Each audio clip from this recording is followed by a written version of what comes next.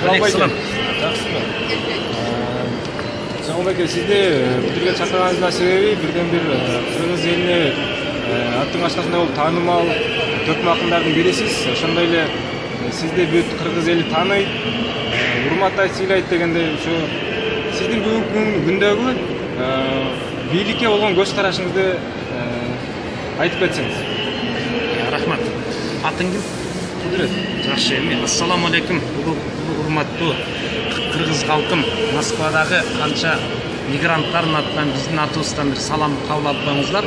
Эми азыркы бийликке карай турган көз карашым, баягы кыргызда бир жакшы сөз бар. Канды Кудай урарда калкына жаман кас болот.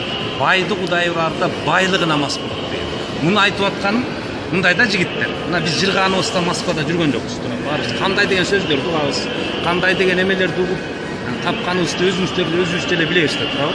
Анан азыр мына акыйкат айткан адамдарды сразу алып барып камап атпайбы. Эл үчүн күйгөн киши жок азыр. Толка өзүнүн чөнтөгү үчүн, өзүнүн байлыгы үчүн гана чоң азыркы бийлик ошо болуп калган да.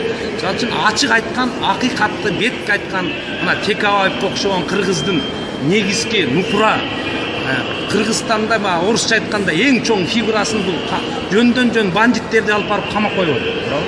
Эми мында бул деле туура эмес. Бул бийлик деле эртең кетет.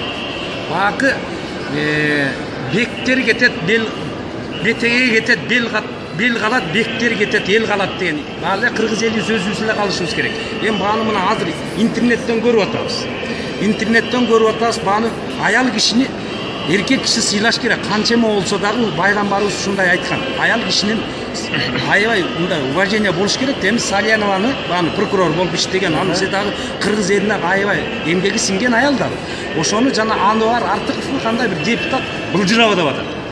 Бул эмне? Ал Атамбаевдин бийлиги азыр баары эле кыргызды былжыратпай калганбы? Баш көтөргөн эле кишини сразу эле камап, анан былжыраба деп эле намыс деген кыргыздын намысы керек да. Моякта туруп алып биз намыздар эмне болуп атабыз, туурабы? Жалпы кыргызга сөз тийип атат. Ошолордун баарын ойла. Эми мына убагы деле келип калды бул бийликтин делечи. Анан жана жогорку кеңештин төрагасы Турсунбай акын. Ошо дагы күн карамадай болбой, эки жакты бирдей карап иш кылыш керек. Ошол жерде ошо жана эмелердин сөзүн тийип коюш ошол. Эми мына Текебаевга каларбыз. Мына Текебаев деле эртең чыгат. Акыйкат бар артта. Анын артында канча деген эли бар. Бул эми бул күнүмдүк нерсе. Эми мына бийлик кеткенде деле акыйкат баардык эмелери астыга чыгат. Ошондо дагы Кудай буйрса анысында көрө жатарбыз. Эми